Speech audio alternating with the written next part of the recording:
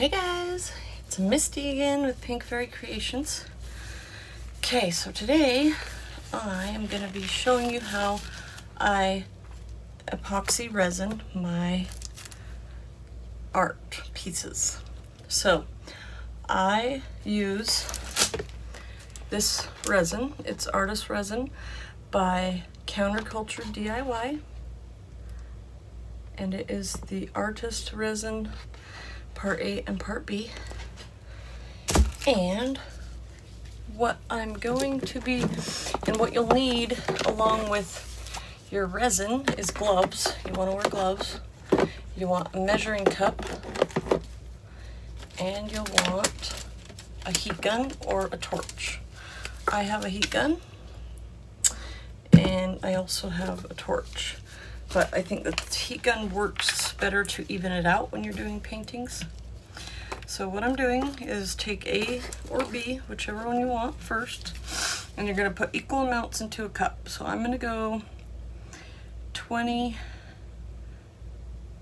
mLs of hardener and 20 mLs of the resin, and then that will bring me to 40 mLs total. Okay, so there's that one. Can you guys see?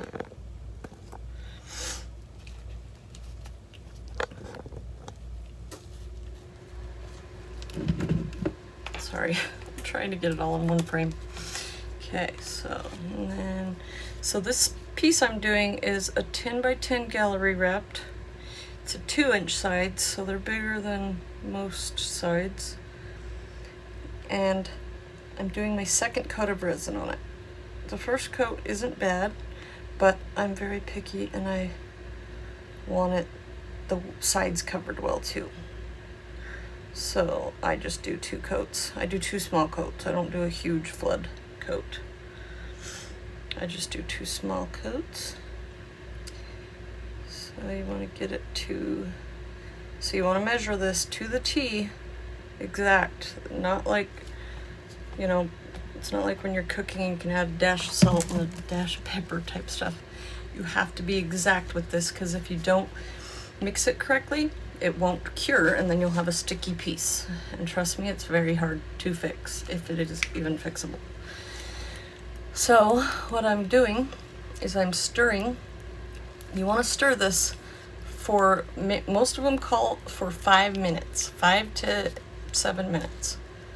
You want to scrape the sides, scrape off the stick, and then just keep stirring. Everybody has their preferences on what they stir with and what they stir in. You can use silicone cups, you can use a metal stirrer, you can use whatever you want, whatever works for you. I've noticed nothing I do, whether it's using a stick or a metal spoon or plastic, makes a difference with the bubbles in here. The bubbles in here are normal. That's completely normal. Don't panic. The more you stress over the bubbles, the more you're not focusing on the main point. Because what happens is you're stirring it, so of course it's going to get bubbles. You don't want to whip it. You want to just stir it slowly, to where you don't want to give it more bubbles, but it already has bubbles.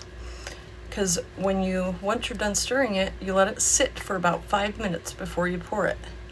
And then, once it's poured on the canvas or on your surface, you can torch it with a torch and a heat gun.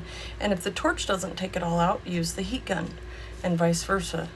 If the heat gun doesn't take out all the bubbles, then use a torch. I've never had bubbles not be popped by that. So if you still have bubbles after a torch and a heat gun, I'm at a loss for words, because I've never had that happen. So don't stress over the bubbles. It will happen. You'll have them in there.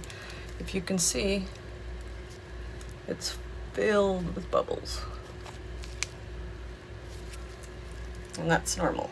And it'll get cloudy as you're stirring it. When it starts to go clear again, but with the bubbles, then that means it's fully mixed. But you want to go for at least 5 minutes mixing it non-stop. and then you want to let it sit for at least 3 minutes, because as it sits, all the bubbles are coming up and releasing. So it just gives you an extra, you know, getting rid of bubbles step. You don't have to leave it sitting for 3 to 4 minutes, but if you want to reduce more of the bubbles, then that's recommended. But everybody's different, everybody does different things. I use just plastic cups that have little measurements on them. I'll use medicine cups, the little ones that we give our little ones Tylenol and liquid ibuprofen in. Those little medicine cups, those are perfect for little resin jobs. Also, make sure that you do your homework on the safety of resin. That is totally solely up to you to make sure you do. You know, people are going to do what they're going to do, but make sure you're protected. Make sure you look into all the steps that come along with it before you even get into resin. But you do need a mask. You do need, depends on, some people have allergic reaction to it, so on and so forth. Do your homework on it before you go buying it thinking it's just a cool top coat, because it is a whole nother art in itself. Okay, so also I've told you that I already have a layer of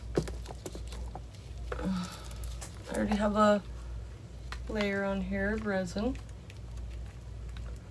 I don't know what the heck is stuck to it. It's plastic.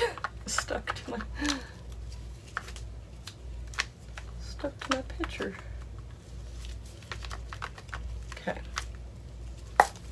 Anyways, so here is my bloom that I made. You can see the top coat, the resin that's on there, it's good. I just want it a little bit better, especially on the edges. So I always put 2 top coats on my resin, on my pieces. And this is a gallery wrapped canvas, not wood. You can do it on wood, canvases. I don't recommend doing huge canvases with epoxy because they'll start bowing. If you do a huge one, first of all, have lots of patience and lots of epoxy. And second off, make sure you have something hard underneath in the back side of it, under here, holding the canvas to where it won't bow in, because it weighs a lot and it will bow your canvas in. Okay, so go ahead and fast forward if you desire. This is the boring part, but I'm just mixing away. But whatever works for you. You don't have to go by what everybody else says and what they use. If you can stir it with a stick and the cheapest little cup, and you pour it on, and you can get all the bubbles out with a heat gun, go for it. You don't have to care about what you stir it with and how, you know. Some people are so paranoid about the bubbles before they're even on the item that you're epoxying. But don't worry, they will pop. And 2, once you do it, you want to come back every 10 minutes for the first hour and just retorch it or reheat it, just to make sure the bubbles stay away. And 2, you want to babysit it too a little bit, like every 2 hours, just come make sure nothing got stuck in it, like a fly or a bug of any sort. Or you can be like me and cover it with a food tent that I cover it with. I cover my paintings when they're drying, my epoxy, all that fun stuff. Okay, so I'm going to show you how massively bubble, it almost looks like foam. That's how bubbly this is, okay? Mind you, I'm not going to let it sit. I'm just going to put it on. This artist resin from Counterculture DIY. Amazing stuff. You would just die. It looks like milk. But mind you, I have a heat gun and a torch, and I've never had problems with bubbles. 2, if you do have problems with bubbles and you are torching and and heat gun and nothing's working, I would try switching your resin, because I'm pretty picky with my resin, and I've never had a resin that I can't get the bubbles out of. Okay, so I want you to watch this part very closely. So, as I go in, you're gonna see them pop. See that? So as I just go a little bit. So now that I warmed it up, now I'm going to, sorry about that guys, I'm just gonna swing you around everywhere. Now I'm gonna rub it in with my hands. That's all I use is my hands. You can feel things way better with your hands. And you want to kind of just do a circular motion. This is how I do it anyway. Everybody does it differently. There's no right or wrong way. As long as it cures and it's on there, you're fine. I just do a circular motion so that if I miss one spot going, you know, one way, then it's kind of double going over everything. Does that make sense? And I just go once this way. It's not like varnish. You can sit there and go for quite a while without it, and it won't mess with it. So I just grab it right off the top and go right to the side. And I can feel if it's on there and if it's good coverage or not, just by doing it with my hands.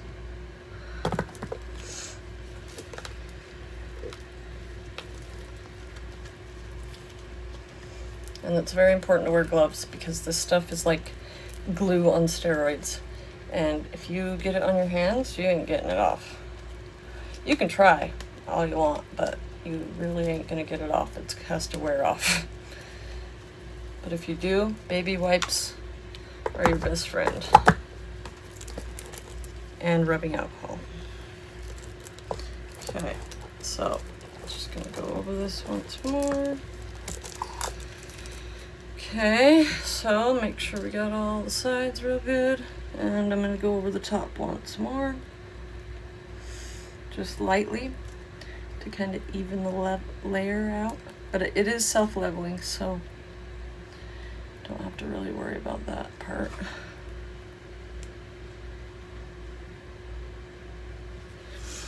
Okay, now I'm going to heat it up and watch how the bubbles. You're not going to see no bubbles by the time I bring it over. And two, while it sits, before it starts curing, it will start releasing some of those bubbles, even if you have some still left. But like I said, come back every 10 minutes and do a quick sweep.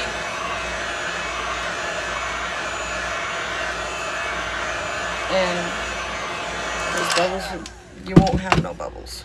So don't stress over the bubbles.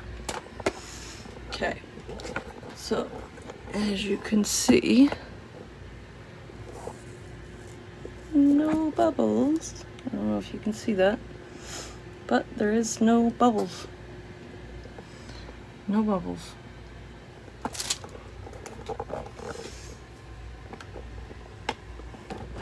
Okay, so don't stress over the bubbles.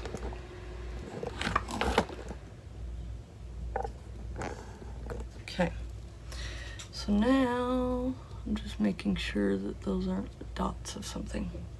Okay, and then you'll want to get a light, or if you have a really well lit room, and get down and look at your piece from the sides, from all sides, to see if you can see any spots that are bare,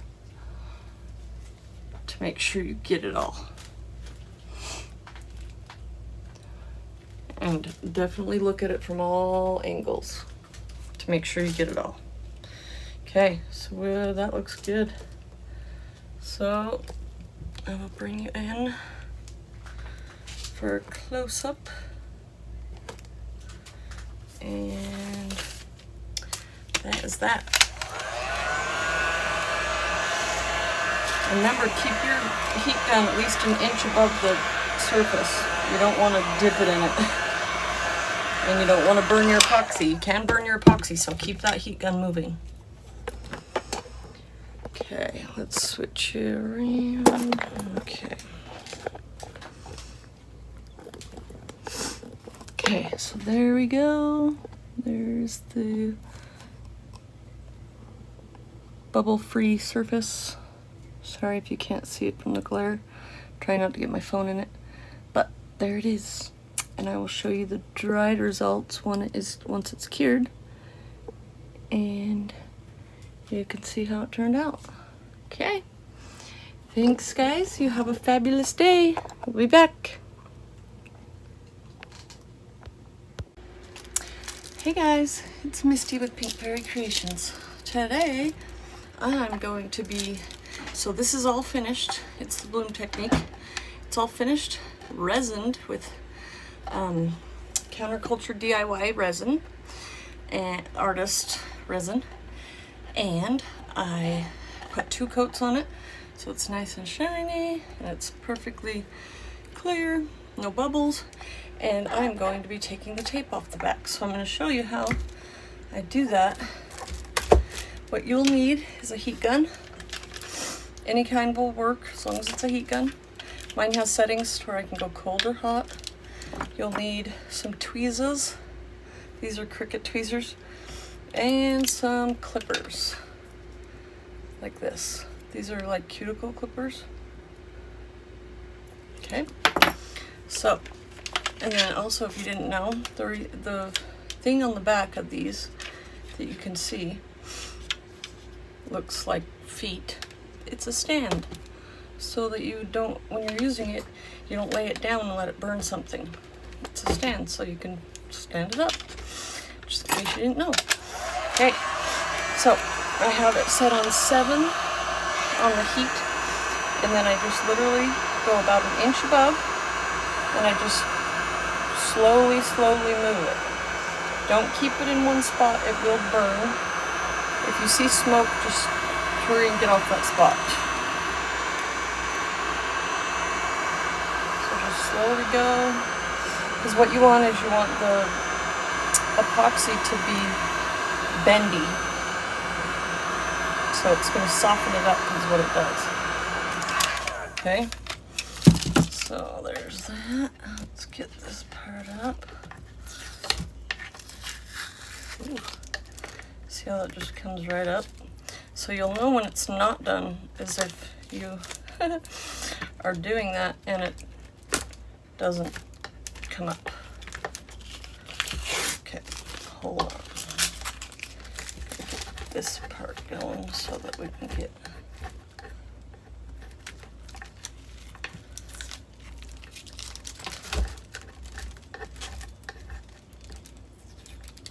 this is just a 17-inch wood round, and I just have the whole entire back taped off. The tape is more difficult than the epoxy. Not even kidding.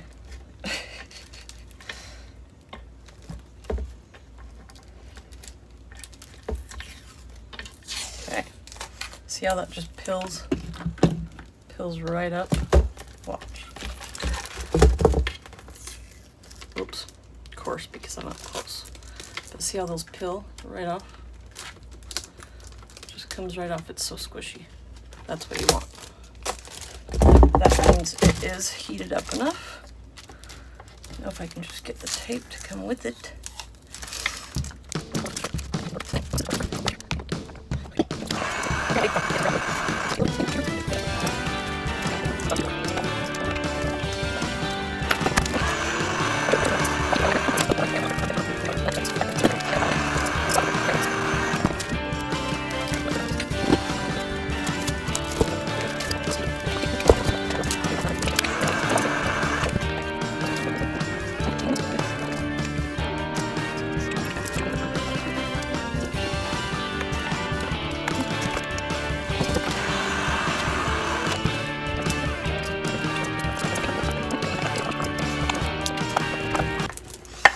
now I have a beautiful big round that is fully resined and ready to go.